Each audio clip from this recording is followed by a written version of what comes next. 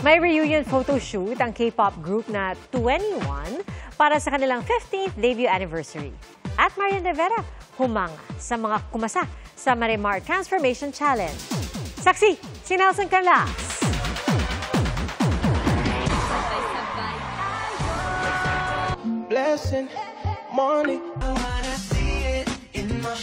Matapos ang kaliwat kanan na viral post ni Marian Rivera, ngayon, siya muna ang humanga sa ilang content creators, kagaya ni Zainab Harake, na kumasa sa Marimar Transformation Challenge. Marimar! Ang co-star ni Marian sa My Guardian Alien na si Christian Antolin, career na career din ang challenge. Marimar! Nakakatuwa na ginagaya nilang Marimar. Sa yun naman talaga yung parang kayo naman ang susunod. Ano kaya ang next dance challenge ni Marian? What's next? Ano ba yung gusto nila?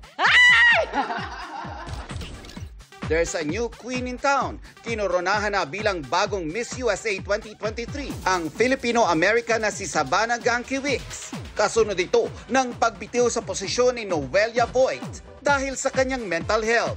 Ayon kay Noelia, hindi umano inaksyonan ng Miss USA organization ang reklamo niya tungkol sa toxic work environment at sexual harassment.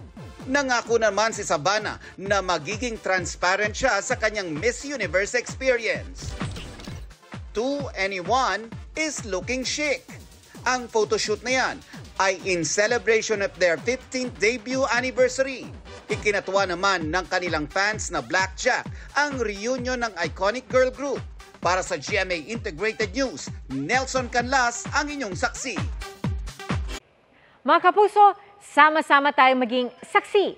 Mag-subscribe sa GMA Integrated News sa YouTube at para sa mga kapuso abroad, samahan niyo kami sa GMA Pinoy TV at sa www.gmanews.tv.